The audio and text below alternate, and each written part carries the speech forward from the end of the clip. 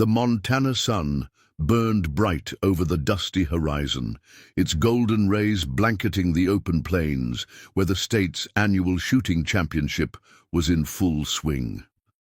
Competitors gathered from every corner of the region, their trucks lined up outside the expansive shooting range. Sleek, black cases were opened to reveal state-of-the-art rifles, polished to perfection, with custom grips, high-end scopes, and everything else a top-tier marksman could want.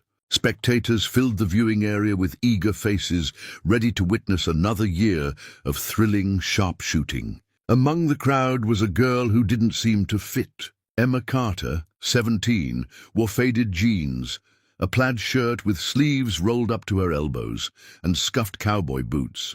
Her long braid hung over one shoulder, and slung across her back was a basic bolt-action hunting rifle.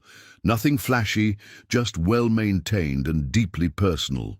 It had once belonged to her grandfather, who taught her everything she knew about shooting back on their family farm. Emma and her father, John, had driven 3 hours in their rusted pickup just to get here. It had taken weeks of saving just to afford the entry fee.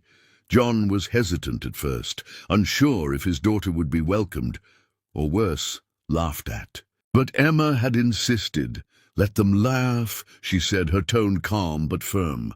"I'm not here to impress. I'm here to shoot." As she stepped onto the range, the whispers started almost immediately. A couple of spectators glanced at her, nudging each other and chuckling. A group of competitors eyed her with thinly veiled amusement. "What's she doing here?" someone muttered. "Must be somebody's little sister tagging along."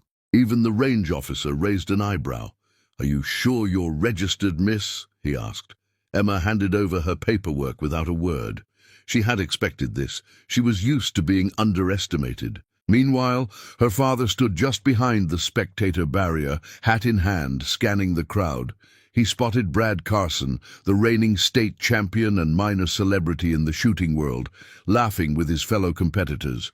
Brad had the looks of a cowboy movie star and the confidence to match. With his $1,000 rifle, he strutted like a man who'd already won. The first round began. Shooters took turns firing at distant targets, with each round increasing in difficulty. Brad went first, delivering a flawless sequence of shots, dead center every time. The crowd cheered, already expecting him to walk away with another gold medal. Then came Emma's turn. She walked calmly to her spot, adjusted her grip, and took a deep breath. Her hands were steady. She'd spent countless hours shooting cans, crows, and even bottle caps off fence posts. Her grandfather had taught her not just how to aim, but how to focus. How to control her breath, block out the noise, and treat every shot like it mattered more than the last. She raised her rifle, looked through the scope, and waited for the wind to ease. Then she fired. The sound cracked through the air. The bullet traveled straight and true, striking the dead center of the target. A few people in the crowd leaned forward.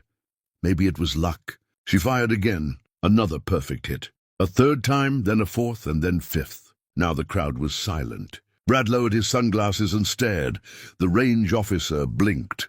This girl in boots and braids had just matched the highest score of the day, without blinking, flinching, or showing even a hint of stress. Emma stepped back, not saying a word, and returned to her spot. John gave her a small nod, pride in his eyes. She nodded back, a flicker of a smile playing on her lips. The announcer's voice came over the loudspeaker. "We have a tie in the lead between Brad Carson and newcomer Emma Carter. We'll proceed to a sudden death shoot-off." Sudden death meant one target, one shot. Whoever hit closest to the bullseye would take the trophy. Brad went first. He took his time, posed a little, then fired. A sharp shot. The bullet landed almost perfectly in the center. The crowd clapped and cheered. "Hard to beat that," someone whispered. Emma took her place next. She kneeled slightly, adjusted the old strap on her rifle, and waited. The breeze picked up for a moment, then stilled. She didn't breathe. She didn't blink. Bang! The target reeled back from the impact. The judge walked up to examine the marks with a magnifier. After a long pause, he lifted his arm and pointed at Emma's mark. "Closer to center by 0.5 millimeter." The crowd erupted. Some people clapped, others gasped. A few of the same men who had scoffed earlier now stood with their mouths open. Emma didn't cheer. She simply walked back to her father, who pulled her into a quiet hug. She had done what she came for, and this was only the beginning. The sun had begun its descent, casting long shadows over the shooting range as the trophy was placed in Emma's hands.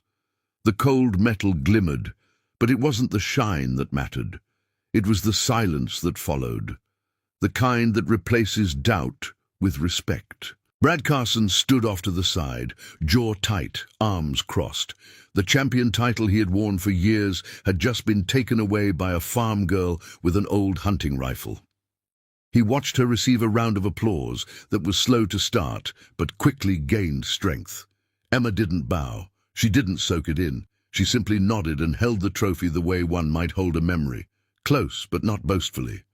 John Carter couldn't hold back his emotions. He wiped his eyes quickly, embarrassed at his tears. "You did good, sweetheart," he whispered as they walked back to the truck. "Your grandpa would have been real proud." As they packed up and prepared to leave, a man in a dark grey suit approached them. He wore polished shoes and a silver pin on his lapel with the insignia of the American Marksmanship League. "Emma Carter?" he asked politely. Emma turned. "Yes, sir?" "My name's George Rayner. I'm a scout with the AML. We've been watching the championship and, well, I think you just turned a few heads." Emma didn't say anything, unsure how to react. "I'd like to invite you to our national qualifiers next month in Texas," he continued. "Travel, stay, gear. It's all covered. We believe you have the kind of talent that shouldn't go unnoticed." John looked at his daughter. She looked back at him, her eyes wide. "That's very kind," she said cautiously, "but I can't afford to be away from the farm for too long. My dad needs help." George glanced at John. "Mr. Carter, with all due respect, this girl of yours is extraordinary. She has a gift. You'd be doing the world a disservice by keeping her hidden out here." John's face was torn between pride and practicality. "We'll think about it," he said. Back at home, the farm chores waited as always, feeding the animals, checking the irrigation, repairing broken fences. But something had shifted.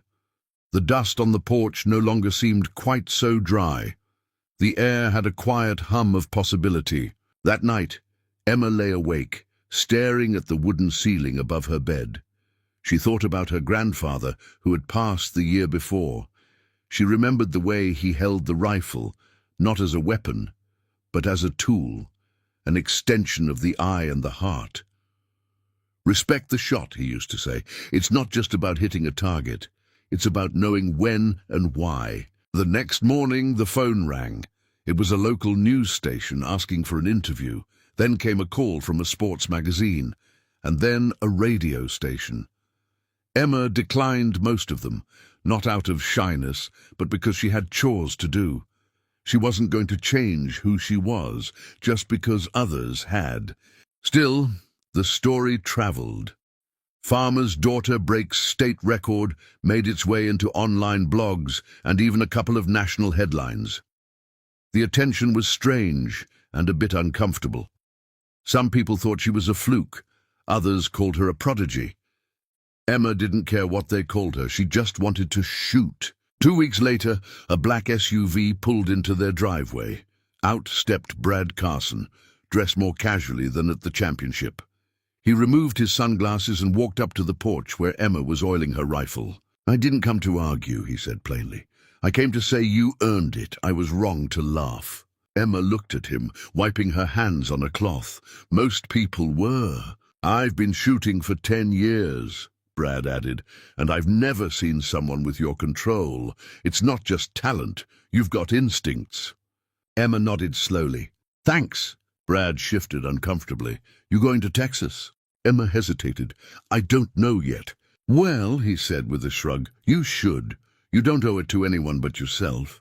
With that, he turned and walked back to his car, leaving Emma in the silence of her porch. Later that week, John called Emma into the kitchen where he had been going over the farm budget. He showed her the numbers.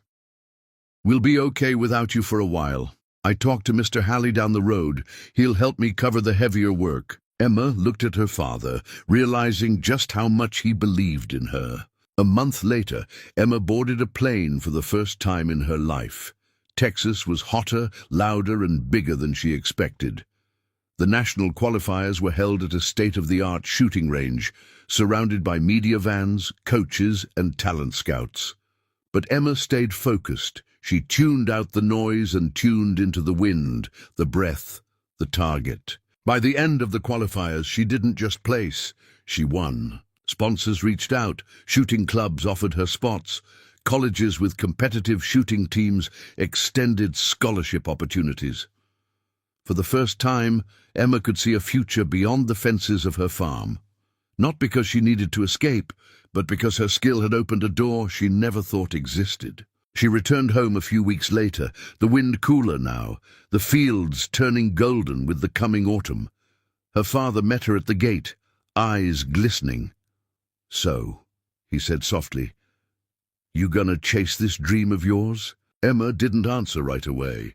She looked out across the fields, where she first learned to shoot. "I think it's chasing me now," she finally said. She continued to help on the farm when she could, but she also trained harder than ever. The rifle was still the same. The girl holding it wasn't. Emma Carter's name would soon become a fixture in the competitive shooting world.